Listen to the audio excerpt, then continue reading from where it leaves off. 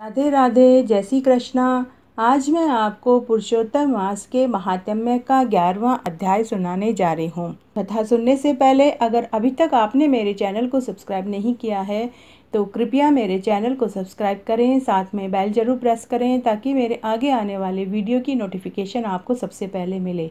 और अगर आपको कथा अच्छी लगे तो जय हो पुरुषोत्तम महाराज की जरूर लिखें। महात्म्य के इस अध्याय में ऋषि पुत्री का घोर तप तथा शिवजी का उसे 5 पति होने का वरदान देने का महात्म्य मैं सुनाने जाऊंगी। नारद जी बोले, हे महामुनि, ऋषि कुमारी जो तप मुनियों को भी दुष्कर कार्य है वह उसे कैसे करने लगी, यह हमें सुनाइए। श्री नारायण बोले, उस कल्याणी ने शांत सनातन 5 मुखी शिव का चिंतन कर अति दारुण तप आरंभ किया। सर्पों के आभूषण, नंद और भृंगी गण से सेवित, 2400 तत्वों और 3 गुणों से समन्वित, 8 महासिद्धियों, प्रकृति एवं पुरुष से युक्त, मस्तक एवं अर्धचंद्र एवं जटा मुकुट से शोभित ऐसे भगवान शिव का ध्यान कर वह बाला ग्रीष्म ऋतु के सूर्य में पंचाग्नि के मध्य बैठकर परम तप करने लगी। हेमंत और शिशिर ऋतु में ठंडे जल में बैठकर मुख को जल के ऊपर करके तप करने लगी। उस समय वह ऐसे प्रतीत हो रही थी मानो जैसे कमलिनी खिली है। सिर के नीचे काले बाल ऐसे शोभित होते थे कि मानो लताएं फैली हो। शीत के कारण उसके ब्रह्मरंध्र से निकलता हुआ धुआं ऐसा प्रतीत होता था मानो कमल के मकरंद का पान करके भौरे निकल रहे हों। वह कोमल कन्या प्रातः और सायंकाल धूम्रपान करके रहती थी। उसका कठोर तप सुनकर इंद्र बड़े चिंतित हुए।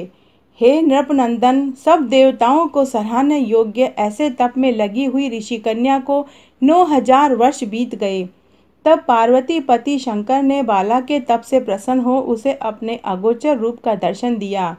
वह शिव का दर्शन पाकर झटपट खड़ी हो गई, मानो जैसे देह में प्राण वापस आ गए हों।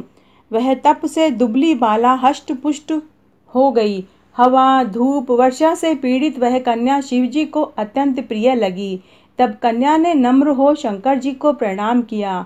फिर विश्व वंदित शंकर की मानसिक उपचारों से पूजा करके बड़ी श्रद्धा भक्ति से स्तुति करने लगी।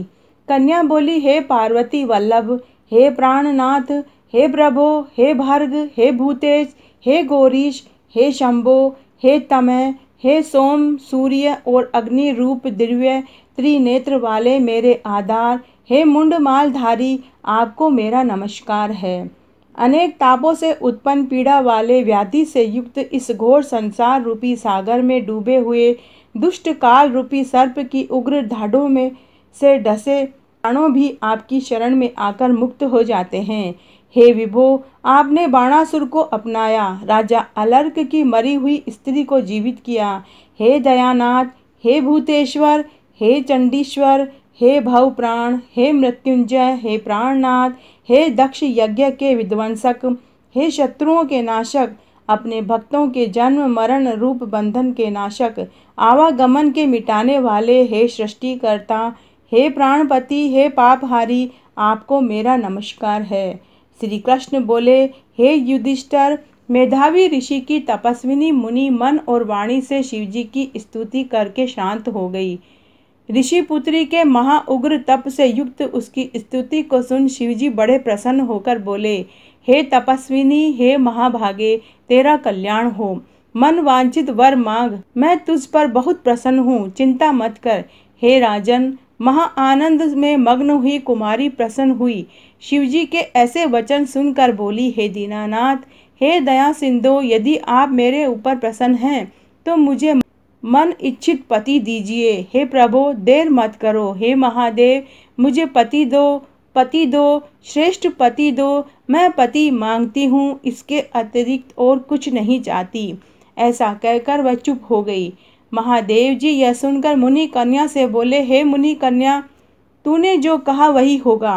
तूने 5 बार पति पति कहकर वर मांगा है, इसलिए हे सुंदरी, तेरे 5 पति होंगे और वे सब शूरवीर, धर्मवेत्ता, साधु, सत्यवादी, पराक्रमी, जवान, अपने गुणों से विख्यात, सत्य प्रतिज्ञा वाले, जितेंद्रिय, तुझे सब सुख देने वाले सभी गुणवान राजकुलों उत्पन्न होंगे।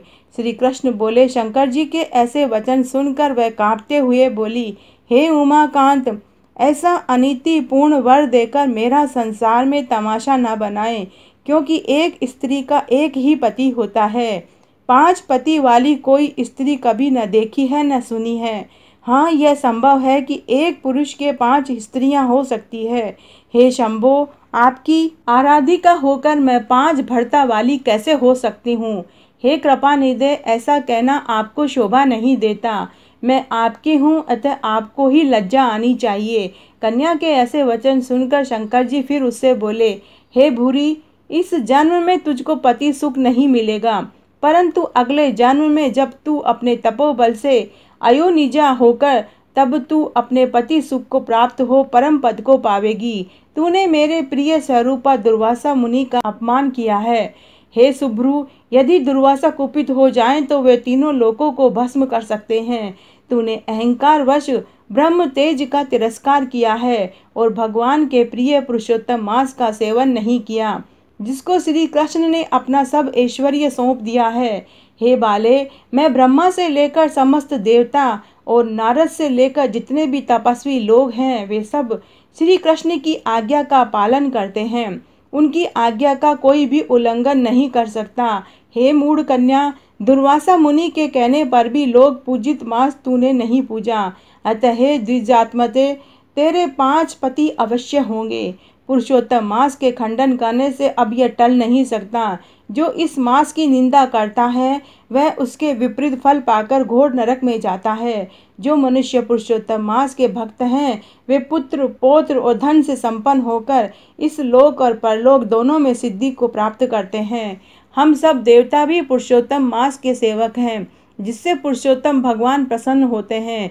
ऐसे सेवन करने वाले योग्य श्रेष्ठ मांस को क्यों न पूजें। अत्यंत महान महात्माओं का वचन कैसे मिथ्या हो सकता है, तू ही बता। सदा बोलने वाले मुनियों की वाणी अनुकरणीय है। नीलकंठ महादेव ऐसे कहकर तत्काल अंतर्ध्यान हो गए। तब वह बाला अपने झुंड से बिछड़ी हुई मृगी के भांति चकित हो इधर उधर देखती रह गई। सूत जी बोले, हे मुनियों, दोज के चंद्रमा से युक्त भाल वाले सदाशिव के अंतर्ध्यान होने पर जैसे इंद्र को वत्रासुर दैत्य का वध करने पर ब्रह्म हत्या लगने के कारण चिंता हुई थी, उसी प्रकार मुनि कन्या को दुर्वासा के वचनों का उल्लंघन करने के कारण चिंता में समा गई। तो आज मैंने आपको पुरुषोत्तम मास का 11वां अध्याय सुनाया। अगर आपको ये पसंद आता है तो अपने दोस्तों और रिश्तेदारों में ज़्यादा से ज़्यादा शेयर करके पुण्य कमाएं। धन्यवाद।